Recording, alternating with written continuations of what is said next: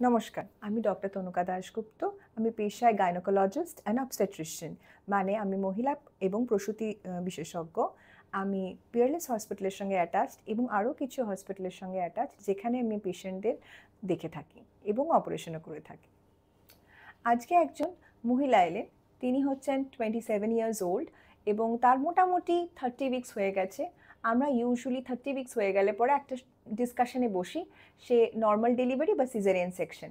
এবং তিনি প্রথমবার মা হয়েছেন, তো তিনি স্বভাবতই বিভিন্ন জায়গা থেকে বিভিন্ন রকম প্রতিনিয়ত যে খবর বেরোয় নর্মাল ডেলিভারি সিজারিয়ান সেকশন এই ধরনের আলোচনা থেকে তিনি আমার সঙ্গে এই ব্যাপারটা নিয়ে ডিসকাস করতে চাইলেন। আমিও ভাবলাম আপনাদের সঙ্গে এই নিয়ে একটা ডিসকাশন আমার তরফ থেকে হয়ে থাকা দরকার, যে আমরা কি ভাবি as a doctors point of view normal delivery বা সিজারিয়ান সেকশন। প্রথমেই বলে রাখি, নর্মাল ডেলিভারি খুবই স্বাস্থ্যসম্মত যদি মহিলার কোনো রকম শারীরিক প্রতিবন্ধকতা না থাকে, মানে সে লো রিস্ক পেশেন্ট হয়ে থাকে। যেমন যে মেয়েটি আমার কাছে এলেন, সে প্রেগনেন্ট, 30 উইকস, এখনও অবধি তার আলট্রাসাউন্ডের সব কিছু ভালো আছে, বাচ্চার গ্রোথ ভালো আছে, ফ্লুইড ভালো আছে, পেশেন্টের নিজের ব্লাড প্রেশার, সুগার, এই সমস্ত কোনো সমস্যাই তার নেই। মোটামুটি she is a low risk patient. এই ধরনের পেশেন্টকে আমরা সাধারণতভাবে নর্মাল ডেলিভারির জন্য ডেফিনেটলি এনকারেজ করি। কারণ নর্মাল ডেলিভারি হওয়ার সময় শুধু শারীরিক প্রতিবন্ধকতা কিন্তু নয়, আমাদের কিন্তু মানসিক একটা জোরের বিশাল ভূমিকা আছে। এবং শুধু রোগীর মানসিক জোরেরও নয়, ফ্যামিলির, মানে আপনার হাজব্যান্ড, আপনার মা বাবা বা পারিপার্শ্বিক যারা আপনাকে সাপোর্ট দেয়, তাদেরও কিন্তু একটা মানসিক শক্তির বিশাল বড় ভূমিকা কিন্তু আছে। কারণ আমি সবসময় বলে থাকি, আমরা আজকালকার দিনে ডাক্তাররা বা আগেকার দিনে ডাক্তাররা তো বটেই, নর্মাল ডেলিভারি সব সময় প্রেফার করেছে। কারণ নর্মাল ডেলিভারি একটা সাধারণভাবে খুব সহজসম্মতভাবে একটা বিষয়, একে আটকাবার কোনোই ব্যাপার নেই। যে জিনিসগুলো আজকালকার দিনে দাঁড়িয়ে আমাদের কাছে ইম্পর্টেন্ট, সেটা হচ্ছে কোন সেট আপে আমি নর্মাল ডেলিভারি করছি। গভর্নমেন্ট সেট আপে যেহেতু অসংখ্য ডাক্তার থাকে, জুনিয়র ডক্টর থেকে সিনিয়র ডাক্তার সবাই নিজের ডিউটি নিজে ভাগ করে শিডিউল টাইমে তারা ডিউটি করে, সেজন্য ডাক্তারের বা সিস্টারের অভাব হয় না এবং পর্যবেক্ষণেরও অভাব হয় না। সেই জন্য সাধারণভাবে নর্মাল মেডিকেল কলেজে আমরা নর্মাল ডেলিভারি অনেক দেখতাম না। প্রাইভেটে সমস্যা হচ্ছে, সব সেট আপে কিন্তু পর্যাপ্ত পরিমাণের এডুকেটেড লার্নেড সিস্টার বা জুনিয়র ডাক্তার আমরা পাই না। সুতরাং নর্মাল ডেলিভারি কিন্তু একজন ডাক্তারের পক্ষে করানো মুশকিল। We need a team of doctors and trend nurses.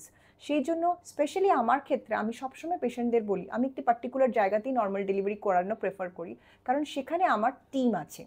তাই টিম মানে প্রয়োজনীয়তাটা কি? কারণ যখন একটি পেশেন্টের স্বাভাবিকভাবে নর্মাল ডেলিভারি ব্যথা উঠলো, তখন সে কিন্তু মোটামুটি হাসপাতালে আস্তে আস্তে এসে ভর্তি হয়। এবং তার মানেই যে আমি তাকে বলতে পারবো আগামী 24 ঘন্টা বা একটা ঘন্টার হিসেব যে দিতে পারবো যে এই সময়ের মধ্যে সে ডেলিভার হয়ে যাবে, এটা কিন্তু নয়। কারণ এটা কিন্তু কোনো কোনো পেশেন্টের ক্ষেত্রে 24 ঘন্টা, 36 ঘন্টা, এমনকি 72 ঘন্টা পর্যন্ত চলতে পারে। সুতরাং এই একটা মানসিক শক্তি থাকা, যে আমি যা হবে দেখে নেব। এবং এই ধরনের, কারণ সারাক্ষণ যখন পেশেন্ট ভর্তি হয় না, তখন বাড়ির লোকেদের একটাই প্রশ্ন থাকে, কতক্ষণে ডেলিভারি হবে। অত্যন্তভাবে তারা ব্যাকুল হয়ে ওঠেন। আমরা সবসময় অ্যান্টিনেটাল কাউন্সেলিং আমি তাদেরকে সবসময় বলি, অনেকক্ষণ টাইম ধরে তাদের এটাই বলি, যে আমাদের কিন্তু সেরকম সময়সীমা বেঁধে দেওয়ার মতো হতে হবে পরিস্থিতি। মানে জরায়ুর মুখকে সার্ভাইকাল ডাইলেটেশন যেটাকে আমরা বলি, সেটা মোটামুটি 4 সেন্টিমিটারের ওপর উঠে গেলে তখন ডাক্তাররা একটা আপনাকে বলার মতো জায়গায় আসে যে এতক্ষণের মধ্যে আমরা এক্সপেক্ট করছি ওর ডেলিভারি হয়ে যাওয়া সম্ভব। কিন্তু কোনো ওয়ারেন্টির সঙ্গে কিন্তু এই সময়সীমা আসে না। কারণ আমাদের অ্যাজ আ ডাক্তার বা একটা লার্নেড টিম হিসেবে আমরা প্রত্যেক 2 থেকে 4 ঘন্টা বাদে বাদে পেশেন্টের বাচ্চার হার্টবিটস শুনি, পেশেন্টের জরায়ুর মুখ কতটা খুললো, মানে সার্ভাইকাল ডাইলেটেশন কতটা হলো সেটা দেখি, এবং সেই অনুপাতে একটা অ্যাসেসমেন্ট বা প্রেডিক্ট করতে থাকি যে কতক্ষণের মধ্যে তার প্রোগ্রেস অফ লেবার কেমন হচ্ছে। সেই জন্য আমি সবসময় পেশেন্টদের বলি, আমরা কিন্তু এটাকে নর্মাল ডেলিভারি বলি না, আমরা বলি ট্রায়াল অফ নর্মাল লেবার। সেটি সাকসেসফুলও হতে পারে, একটা হেলদি বাচ্চার নর্মাল ভেজাইনাল ডেলিভারি হয়ে, বা আনসাকসেসফুল হয়ে কোথাও গিয়ে লেবারটা আটকে গেল, অবস্ট্রাক্টেড লেবার হলো, বা একেবারেই বাচ্চা হাঁপিয়ে উঠলো, যেটাকে আমরা ফিটাল ডিস্ট্রেস বলি। সে সমস্ত ক্ষেত্রে কিন্তু আমাদের হতে পারে 24 ঘন্টা, 36 ঘন্টায় ব্যথা সহ্য করার পরেও পেশেন্টকে সিজার হতে পারে। সুতরাং আমি আমার তরফ থেকে 100% সততা রাখি, কিন্তু পরিবর্তে পেশেন্টের কিন্তু মানসিক শক্তি বা গ্রিট এটা এক্সপেক্ট করি, ফ্যামিলিরও সাপোর্ট সিস্টেম এক্সপেক্ট করি। কেন কি, যখন অত্যাধিক পেন শুরু হয় তখন প্রথমেই ফ্যামিলি মেম্বার্সরা কিন্তু ভীষণ ব্যাকুল হয়ে এসে বলেন না না সিজার করে দিন। সেই জিনিসটি কিন্তু ভালো না, কারণ আপনাকেও সেই পেশেন্টকেও কিন্তু অত্যন্ত মানসিক শক্তি সহকারে বাড়ির লোককেও তাকে সাপোর্ট করতে হবে। এই যে একটা পারস্পরিক একটা অ্যাটমসফিয়ার, সেই অ্যাটমসফিয়ারটা কিন্তু আমাদের দরকার। সুতরাং নর্মাল ডেলিভারি যারা চাইছেন বা ইচ্ছে, আপনাকে প্রথমেই বুঝতে হবে কোনো স্ট্রং প্রেজুডিস রাখলে চলবে না, তাতে আপনারই কষ্ট হবে। কারণ এরকম অনেক পেশেন্ট হয়েছে আমার সঙ্গে যে আমরা একদম শেষ দিন অবধি অপেক্ষা করেছি, তারপরেও ব্যথা ওঠেনি, তারপর যখন ওষুধ দিয়ে ব্যথা তোলার চেষ্টা করব তার আগে একটা আল্ট্রাসাউন্ড করেছি, তখন দেখা যাচ্ছে জল প্রায় শুকিয়ে গেছে। সে তখন অত্যন্ত ভেঙে পড়ে। সেই যে ভেঙে পড়াটা কেন, কারণ সে মনে মনে একদম ঠিকই করে ফেলেছিল নর্মাল ডেলিভারি ছাড়া সে কিচ্ছু করবে না।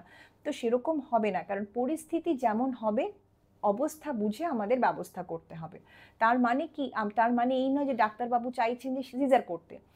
অ্যাটলিস্ট আমার পক্ষে আমি পেশেন্টকে সম্পূর্ণভাবে বুঝিয়ে বলি যে কী সিচুয়েশন, কোথায় আমরা দাঁড়িয়ে আছি, কতটা তার পক্ষে ট্রায়াল অফ লেবারে যাওয়া আমাদের পক্ষে সম্ভব। নাও সিজারিয়ান সেকশন একটি এমন ব্যাপার, সেটা নিয়ে আমাদের বিস্তারিত আলোচনার প্রয়োজন, সেটা আমি অন্য কোনো ভিডিওতে ডিসকাস করব। নমস্কার।